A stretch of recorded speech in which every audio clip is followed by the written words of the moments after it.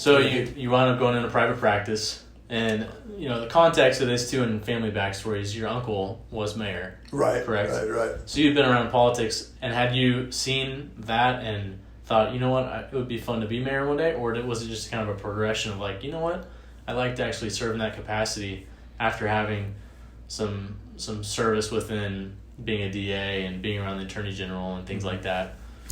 I think that a pretty strong percentage of people that go to law school want to be in politics in some way. And that's why you see so many lawyers. And you have, at least, I think that trend is kind of changing, but as I was growing up, it was very common for most lawyers to get into some sort of politics in some way, whether it was supporting particular candidates or judges or whatever.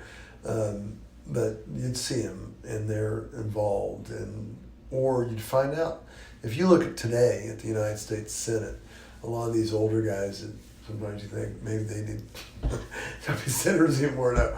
But even in the younger ones too, you start to look at their resume, and you'll almost always find that they're lawyers. Yeah. And they were always like prosecutors back in 1943, or whatever. But I mean, it's amazing that interest in politics. So, I mean, yes, my dad was not in politics, but my Uncle Bob was. So he was street commissioner, then mayor all through my middle school and high school years. So yes, I always observed that, knew about that, was part of that to some degree. I didn't work on his campaigns or anything like that, but politics, and my dad was pretty interested in politics, even though he wasn't a candidate. So yeah, I grew up with a lot of politics and interest in politics. Mm-hmm. Nationally, more so even than locally, so I had that, and I always had an interest in politics and history. What is history? What's American history? 80% of it's politics. Abraham Lincoln. It's just political things, and I always liked military history and was really huge on that. I love that, and I had a great interest in that as well. But politically, I just always had an interest in politics. So when I went to private practice, I was making good money, more than I'd ever made, and things looked pretty good, as a partner there at that firm. I'd gone there to become a zoning czar in Tulsa. Really? Because there's only 2 or 3 lawyers in town that were that all the corporations and everybody would go to for zoning, and it's very much of a science. Mm-hmm. And a specialized science, and I had to handle those cases with the Board of Adjustment and Planning Commission. And not really the most exciting thing for a lot of people either, but Charles Norman at the time of Norman Wogermuth was the czar. And it was actually my idea to actually kind of approach them, they approached me. And that was the concept of me taking over that practice. And it was happening. Mm-hmm. It was happening. So he could retire because he was a little older at the time. And so what happened was the mayor of Tulsa, Susan Savage, first female mayor, had been, and the longest, I think, running mayor ever to this day. She'd been mayor 10 years. And so, like a year out of the next election, she announced she was not going to run again. So, of course, the whole town blew up in terms of, mayor. And then I started getting the calls, and you ought to run. Mm-hmm. And as Charles Norman told me the day I told him that I thought I might run, he's like, because he was not political at all. Yeah. He was a lawyer's lawyer. He had a very well-respected man. And hated it, breaking news. It was a long walk down the hallway that day. These are all these life challenges, and that was no fun. Yeah. You got to do it. I mean, Are you serious? You're going to do it? And you need to go tell your boss, I'm going to do this, and here's why, and it's not out of disrespect for you at all. It's just, but he said to me, he goes, you got that political bug in you, and it always pops up. And I guess you have a hard time putting it back down. It's like, I think you're right, Charles. And so that was the end of the day there. But they were great to me. That law firm kept me on as a partner. We had a base salary for partners, and I can't tell you I was bringing in the billable hours I should have been because I was running for mayor. Yeah. But we had a big field. I mean, we had 9, 10 or more Republican candidates. And it was time for a Republican, and it was nothing against Susan Savage or the Democratic Party at all. It was just that, that's the way I think politics really does work. I I think citizens really like to see a change in party at the top, executive offices. And even in Congress and the legislature, I think they don't like that. You see that. You see a Democrat president or a Republican president in there for 8 years, and then it pops over to the other party's president. And I think the voters will really make that choice. They don't want to see the same party in power for a long time. And that's just my take. It's just my personal opinion. It's not based on data and research. Yeah. But my take is the city was ready for a Republican mayor, so it was a good timing to run as Republican in Tulsa. Because it was an open seat, there was a big field. And there was, I can say names except maybe one, Carlton Pearson. So I got to run against Bishop Carlton Pearson because he threw his name in the hat. But there were some other Republican operatives, so to speak, for lack of a better word, guys that had really been in the party and really doing, and I hadn't. I've been practicing law at a high level. Excuse me. And not really involved in politics in the Republican Party in any way, shape, or form. Well, actually, I'd been doing some things. I really had. I'd been some committee things for the Republican Party, platform committees and things like that, just to get to know helping people. out, yeah. Yeah, but not like some of these other guys had. These other guys had been. One was a former candidate for mayor and run against Susan Savage, and he kind of felt like he was the guy that should get it. And so it was a really spirited, fun primary in a way. And I think one of your questions in your prep was, what are the good things or bad things about running for office?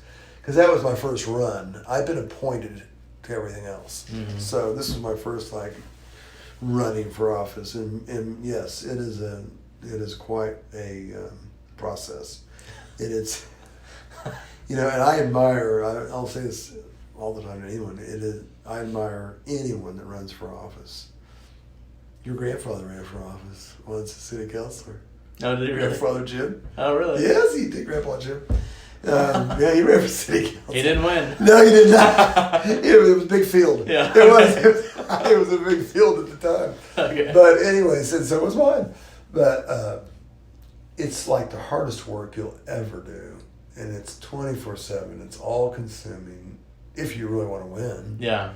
I mean, if you're just doing it half, baked, you'll be successful. But if you really want to win, you're going to do everything you can to get every vote you can in every ethical, legitimate way you can, which is getting out and going to every event, going to everything you can, meeting every person you can. It was always good for me to go to the senior centers and see people there because you learn things about that those places have their own precincts. Really? Yeah. Wow. They just walk down the hall and vote. Yeah. So you don't want to miss that. Yeah. Yeah. And then, as you well know, and most people know, at least traditionally, it can be changing these days. But over the times that I was running, I'll still be running. I'll be running again for judge. But it's important to. There's all sorts of work that has to be done, and you meet every kind of person you'll ever want to meet, and that is rewarding.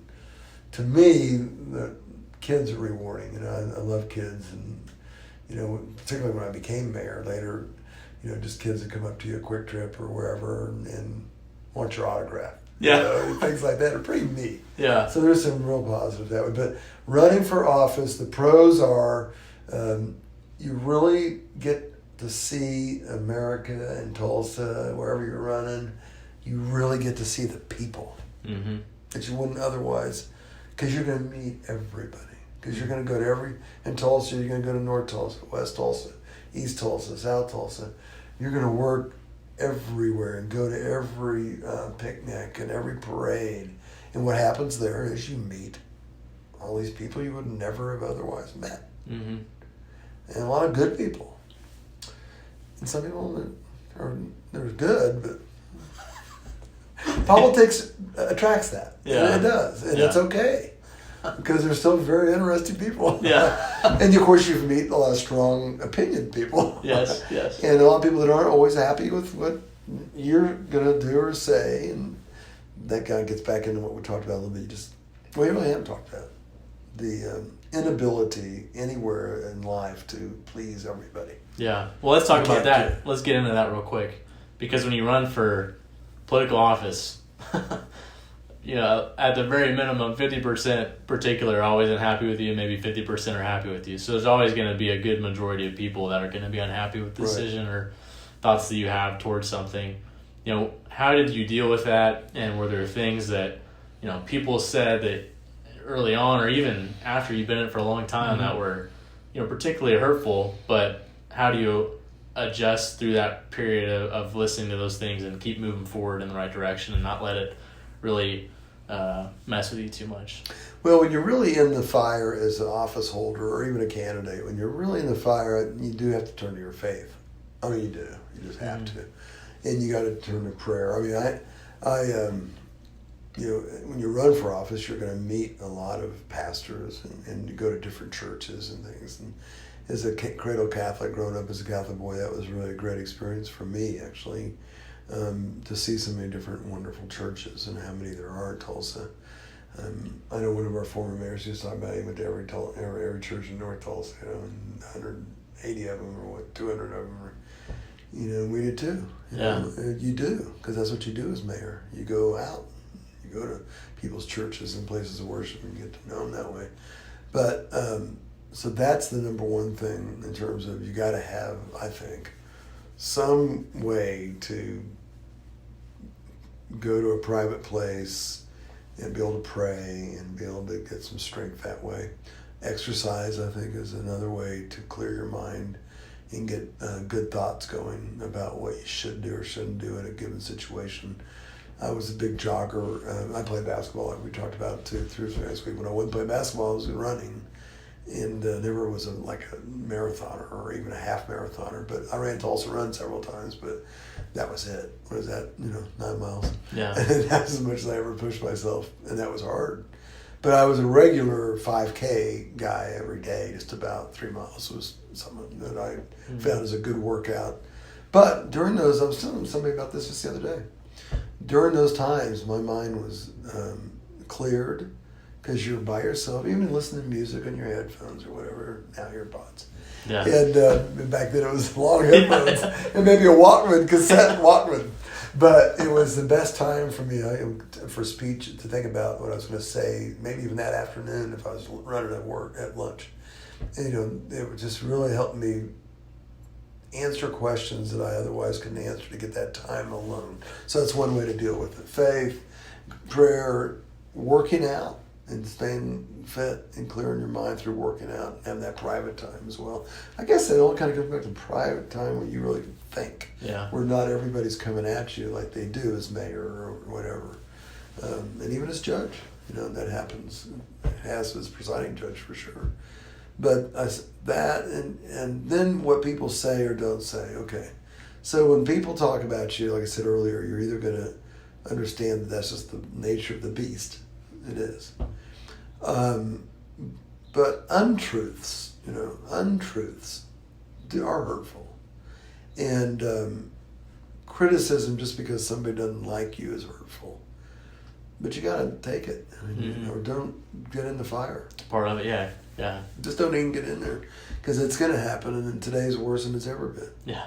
It is. And so I hope it doesn't dissuade young people of all walks of life, all colors, all creeds, all faiths, from running for office.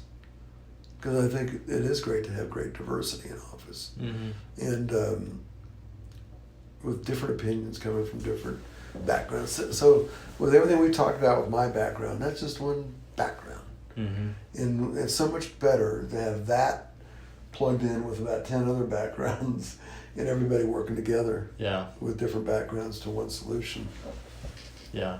So what were some of your favorite experiences in your time as mayor of Tulsa? Oh gosh! I mean, this could be its own podcast, I'm sure. But, yeah, right. Yeah. It could be. But There's no maybe doubt a few that were really fun for you and just fun to be able to help the city of Tulsa in certain ways. Yeah.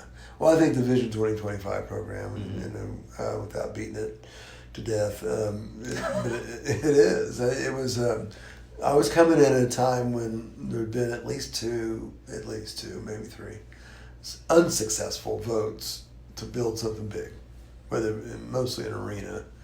And everybody in Tulsa felt like we had to have it. And I also came in at a time when the economy was terrible. And there were really bad layoffs. It was right after 9/11. Mm-hmm. So, excuse me, when I came in 2001, when I was running for office, Tulsa the city of Tulsa runs on sales taxes. And the city had just had the PGA or the U.S. Open, one or the other. Yeah. And the sales tax went straight up, spiked wonderfully.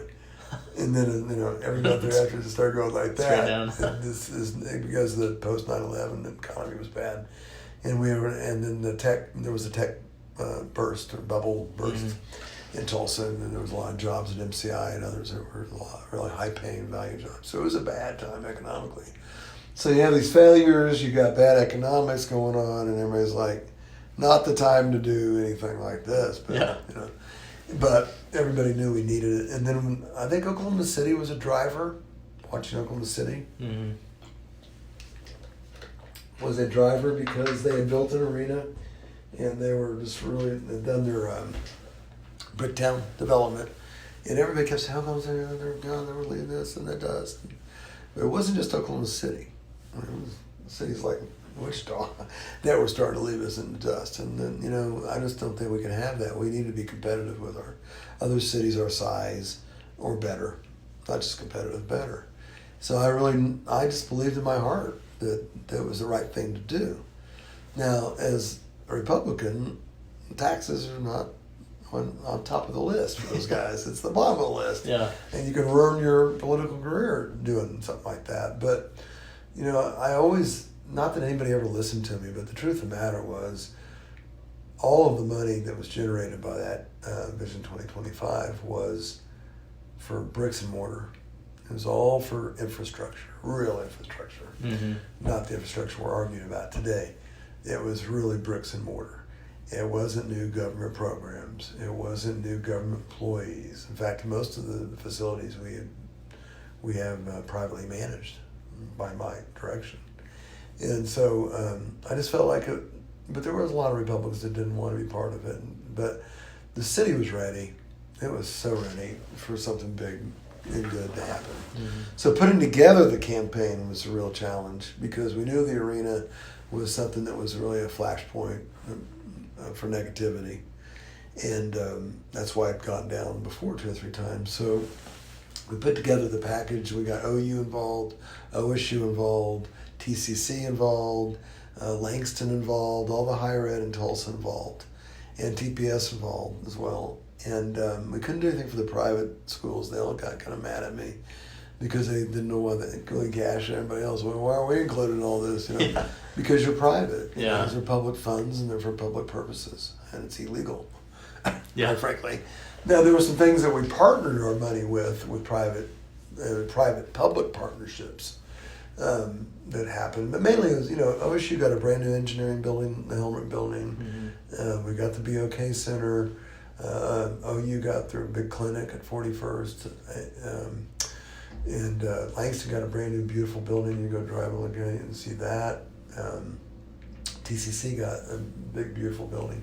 All things they needed, but every town and county, Owasso, Glenpool, Bixby, Broken Arrow, all of them, they all got things they needed that they couldn't have otherwise gotten.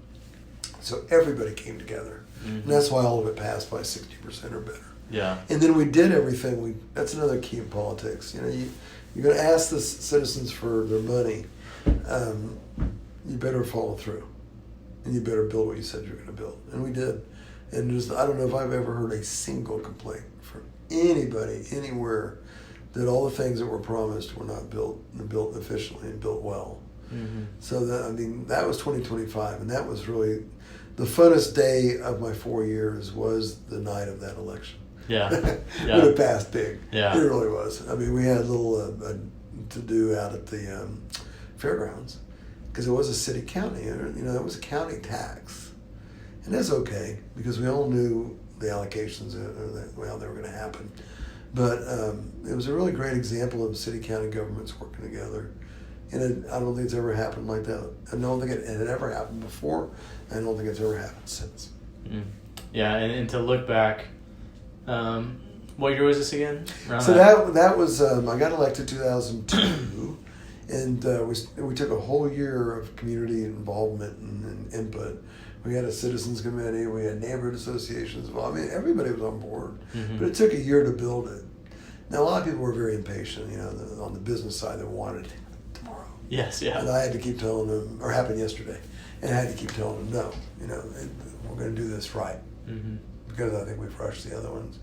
And this is more than just an arena. But we put the arena, we did the package in 4 votes. So it was 4 propositions. And we put OU and OSU and TCC in the one with the arena. And so, we figured there's going to be some constituencies there that will want to vote for improvements to their universities. Well, it's really cool because, when that passed, obviously, I don't know what year the arena actually got finished. Was it 06. 06? Yeah. Okay.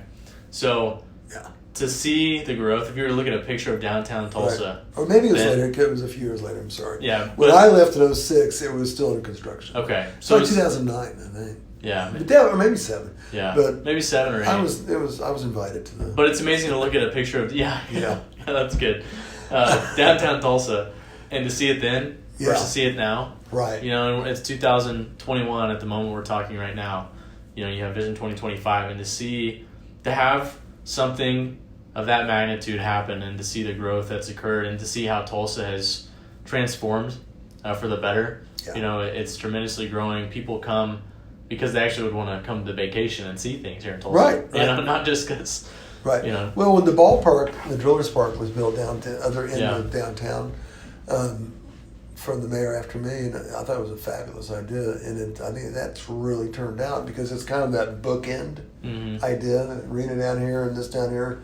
The arena, and what you've seen happen around that ballpark is incredible. It's a little harder around the arena just because of the federal courthouse, which is always something we always try to say, what can we do here, But, so it's a little more isolated over there, but to see the vast bank building and everything else that's going on everywhere in that ballpark is incredible. I mean, I haven't been down there myself for a few months, and I went down for lunch at the new restaurant at the top of that building, and I couldn't believe it. Yeah, what's going on down there? And it's you're incredible. Right. But to be able to, have a hand in kind of creating that vision and get people to buy in.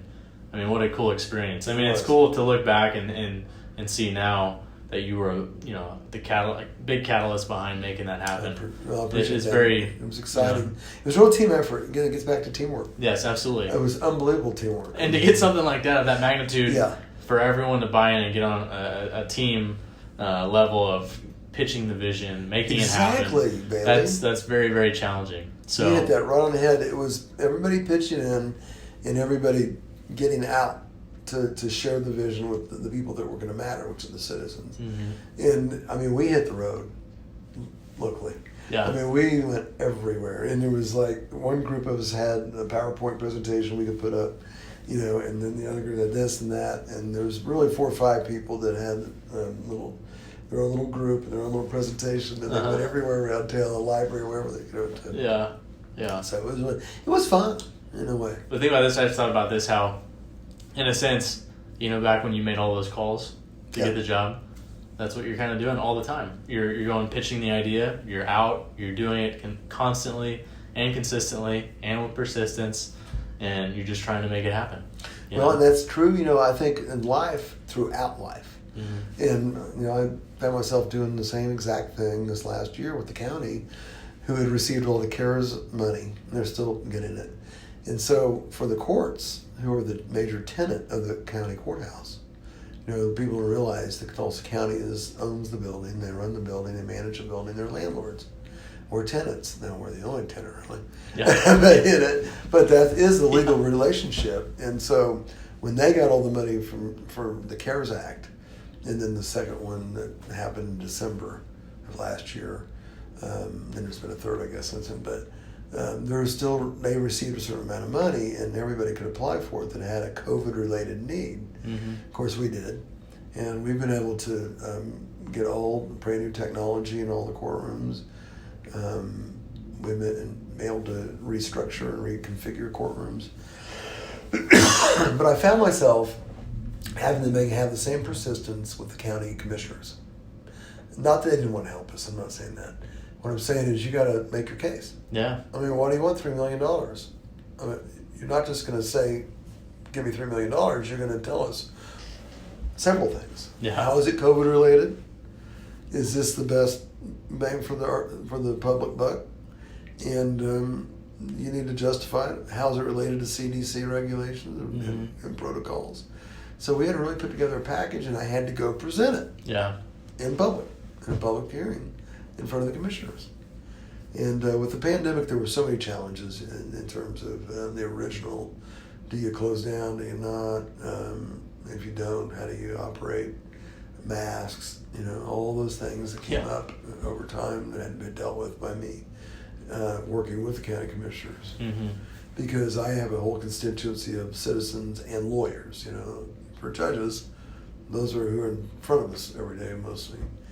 And so it was like everything in COVID. I finally realized after most of the year was winding down a little bit, maybe before that no matter what decision I made on any protocol related to COVID, that 50% of the lawyers were going to like it, 50% of the lawyers weren't going to like it, just like the national scene and just like the state scene and just like the city scene. The court scene was no different. It always kind of split right down the middle. No, that's a good thing, or no, that's a terrible thing. Yeah. But hopefully we're working our way out of it. Yeah, so there's always situations where you got to be persistent. You're always going to deal with, some type of challenge or backlash, whatever might happen.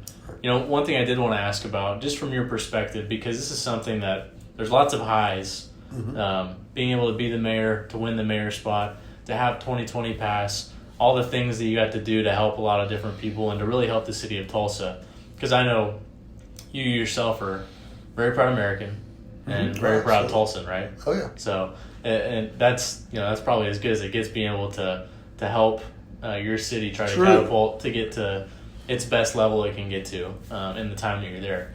And obviously, eventually at some point that time has to end. And I know that, going through the next campaign, it didn't work out necessarily in your favor. Right. How did that, what was that experience like to maybe not see the outcome that you wanted, but to deal with it and to move into the next chapter of your life? What was that experience like? What were you going through mentally? It's a great question, because that was definitely a low, there's no doubt about it. And on a number of fronts. So it's not just dealing with the loss. It's dealing with everything that kind of went along with it, that happened before and during, some of it after. But mainly, it's hard when you're working. One of the problems in being a public office holder and running for re-election is that you have a job. You're working a job. I mean, that's why you're the mayor. You're there to run the city every day, and also on top of that, try to bring new business and economic development. And now you got a campaign. And it's not just a campaign against just anybody off the street. It's a campaign against somebody who's articulate, bright, has met a lot of people in town and has gotten to know them, and has a lot of funding. And so you're up against a tough opponent. And so, but you're there like, okay, I can't get to this deal, or I can't make this fundraising call, or I can't do this because I'm doing the business of the city. Sure. So that was frustrating, and that's a low, but you deal with it because you still have to prioritize that your job is the most important thing to do. And if you do your job, then you should be reelected anyway, typically. So, but when it came time for the election, there was just, you look back on things, you're able to analyze them better looking back than you are at the time. Yeah. But it was kind of like, what's that word? Perfect storm. There were lots of things that all came together, that together they became that force by which I was not reelected. Any one of them alone would not have done that. Because even with all those things I talked about that I was up against, it still was 51-47, and quite frankly, it was more like 51-49. There's no such thing as 51-47, right? Yeah. There was 2% over here. I don't know how they do that, but Yeah. you know, the final Whatever stats, if you look at them, you're going to see 51-47. But it was really 51-49. But again, just things happen too, and I'll give her credit too for the race she ran. And I can't, you should never take away anything from an opponent. Yeah. But there was just, like I said, perfect storm. I mean, the night of the election, there was a home invasion and a murder of an elderly couple. I mean, it was on the front page the next morning, top of the fold. Yeah. That's some things people want to see on the way to the vote. Not that the mayor really has. I've been in law enforcement most of my legal career as a DA or an attorney general or a judge. I know all about it, and the fact of the matter is, there's not much a mayor can do to stop that or cause that. But I think the perception of the public is always going to be, you're the mayor. Yeah. Why is this happening in my city? Sure. This kind of thing should never happen. There had been a murder a couple of weeks before. There had been a gang war the year before. And they never tell you it's impossible to stop that. And there's been much higher murder rates since I've been gone. Much higher. In fact, my successor had one higher than me. He said I was not law enforcement. She was, but what are you going to do about it? Yeah. But, it's no fun. No, it was definitely a downer. I mean, the night of the election, it's hard to watch your, 8th grade boy, your son, who's tearing up. Yeah. With his buddies who came down to celebrate the victory, Yeah. There's no victory. It's pretty tough stuff. Yeah, or to have your kids. Your mother and father come down and the paper takes a picture of them with you. I mean, really. Yeah. But that's a longer story and is another podcast. How I was treated by the local media. But that's tough. So what do you do? Mm-hmm. Well, I mean, quite frankly, I was already thrown out of a job for the first time my whole career. Yeah. Without one waiting. Yeah. And then I had also left a very, very successful law practice, to be mayor. And what a lot of people don't know is mayor of Tulsa doesn't receive any retirement. He gets health benefits, or she, but there's no, so you lose out 4 years of that to serve your city. And so you're kind of sitting there going, really, but I'm a lawyer. So what it comes down to is that's my trade. Yeah. And I had a great law practice, and I'm just going to have to suck it up and build it back up because it's the best option I have right now. Now, did it happen overnight? No. It took me a few months. It really did to just kind of get my mojo going again. Is that the word? Absolutely. Yeah, to get my mojo going again and get my confidence back and start being who I've always been and practicing law again. And I put together kind of a combination of work with OU Tulsa, did some work with them, consulting type work. I got some of my big clients back, Lamar Outdoor and Waste Management, some other clients, corporate clients. Mm-hmm. Then I started doing my zoning again because that was the whole reason I started to do that originally was there's just not that many lawyers in town that know how to do it. Mm-hmm. And so I came back into that business and started picking up that business again. But I built my practice back up. Yeah, which right there is another lesson in itself where it's finding a niche maybe that isn't overcrowded by tons of people doing it, but finding an opportunity.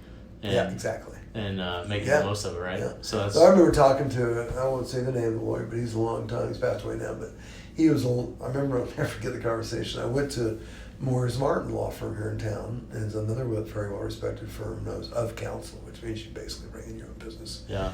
And so, which was fine, but they were gracious to have me there, and they were a great firm, and so I was able to build my practice up there. But I remember sitting in my office there one day, and I was talking to this top senior lawyer at Hall Estel law firm here in town, one of the top firms, and he's like, "What are you doing now?"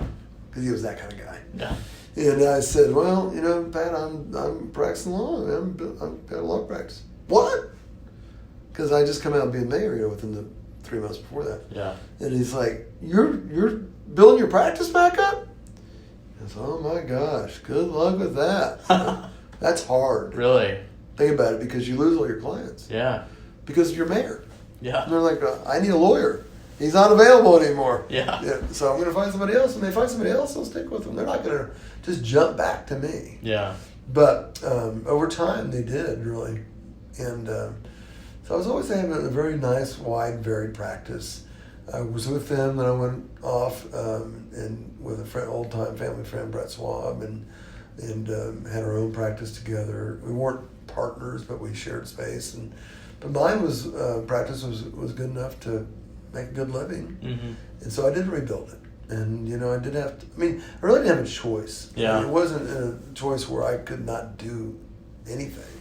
And I think that's 99.9% of the population. I mean, I would hope that's the case. That no one's who is physically and mentally able to be out contributing to society. I can't imagine them not doing that. But in my situation, I think we still had Billy at home, our youngest. I still had 3 kids and a wife. I had bills. Yeah. So what did I know how to do? Be a lawyer. Yeah. Practice law. I had learned how to do that by then. Yeah. Yeah. So you get back into that, and then want to start winding it down, but you're obviously now a judge, which you mentioned before. So you've been doing that for a while. Well, let's kind of touched on your family, your kids. What has it meant to be a husband and father to them, and what are the things that are most important to you?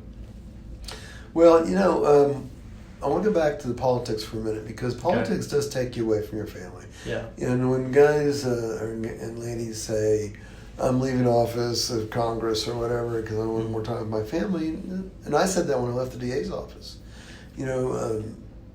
Of course, practice law didn't necessarily translate like I thought it would. Because I hadn't been in the high level of practice law until I went to normal government. But my years as mayor, my girls were both the same grade because they were so close in age. They basically ended up in the same class. So when they were in 9th grade, they were both in 9th grade. And when I started the mayor's job, they were both 9th graders. And when I finished it, they both were graduating. And I got to tell you, I didn't get home till 9 o'clock at night on any given day as mayor. And I probably didn't wind down because I had to get ready for the next day. Usually I'd get up pretty early to go to breakfast or something, or a speech the next morning or meeting.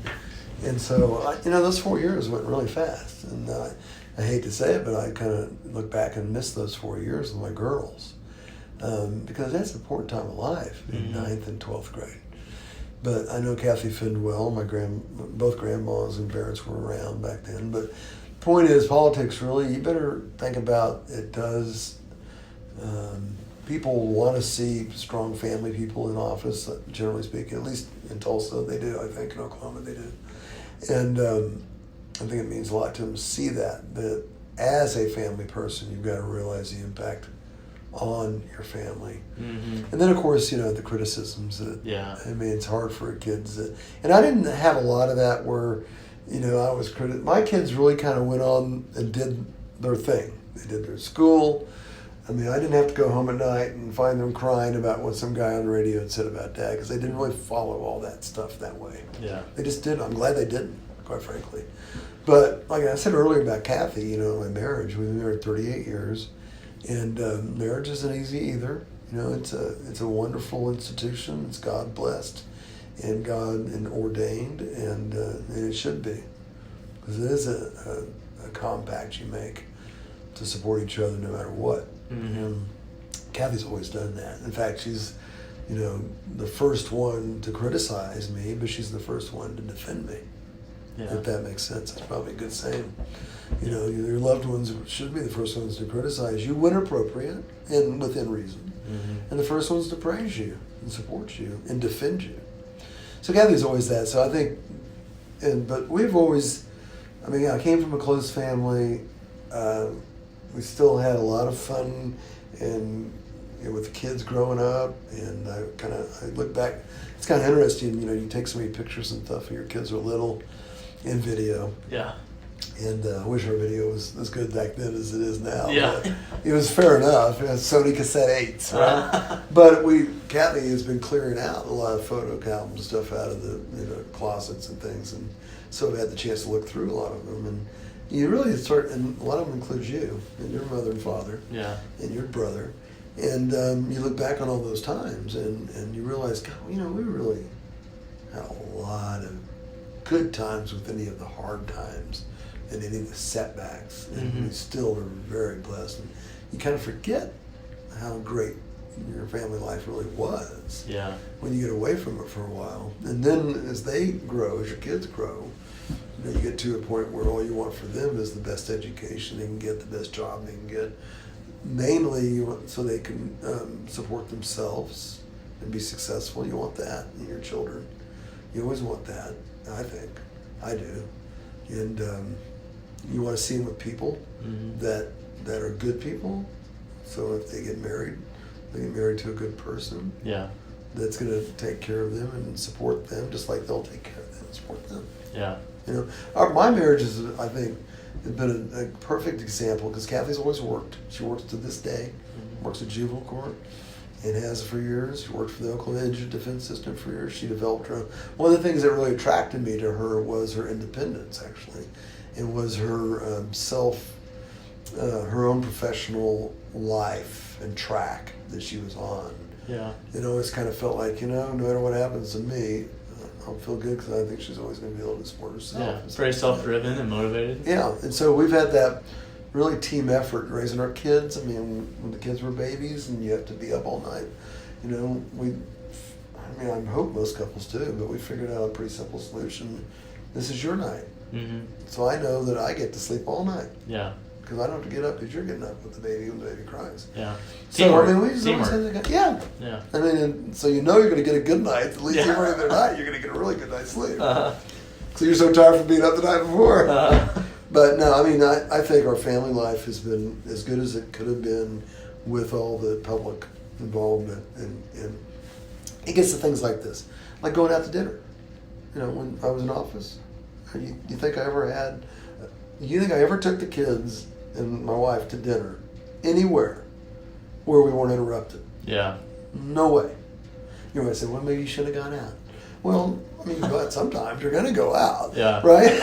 Yeah. So you go out, and it's not that you don't, but see, again, it gets back to being a public officer, official, and servant. And you're a servant. That means you give up that time at the table for 10 minutes when the person comes up and says they only want to talk to you for a minute, and it turns out to be 20. Yeah. Or they tell you that, that's the usual.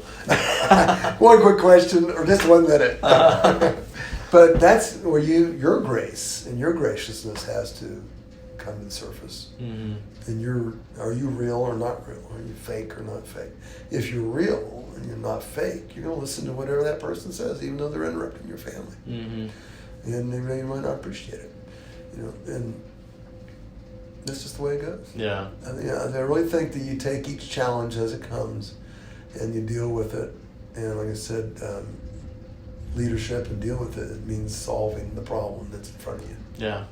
Yeah, no, that's great. Yeah. Well, real quick, we'll go through the little fire round here. Okay, yeah. Ask you a few questions. You can just respond. I saw this, but I didn't think of real through real quick. That's okay. Real well. Well, that's the point. We're going to put you on the spot. Okay. So, risk means? Risk means taking a chance when there's no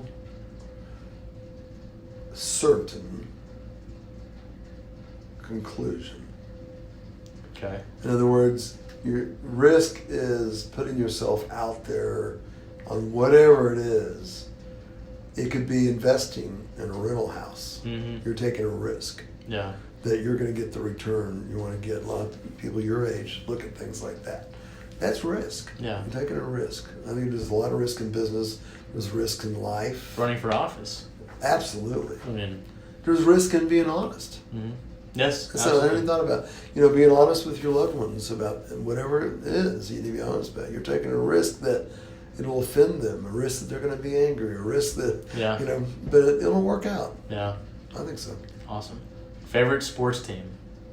Well, growing up in Tulsa, people need to realize in those years there wasn't cable TV in my day in middle school and even high school. Cable TV in Tulsa came around right after that. But there was NBC, ABC, CBS, and PBS. And that was it. And CBS was the only one that had the NFL before the AFL. And then the way they did it back then was whenever team, you saw your regional team. So we saw the Cowboys, the Dallas Cowboys. Now, why we didn't see the Kansas City Chiefs, I don't know, because it's about equal distance. You'd be a lot happier right now if there was Kansas City. Yeah, I would be. But I had some good years in Dallas. Okay. But I watched the Ice Bowl as a little boy, the Ice Bowl, the famous Ice Bowl.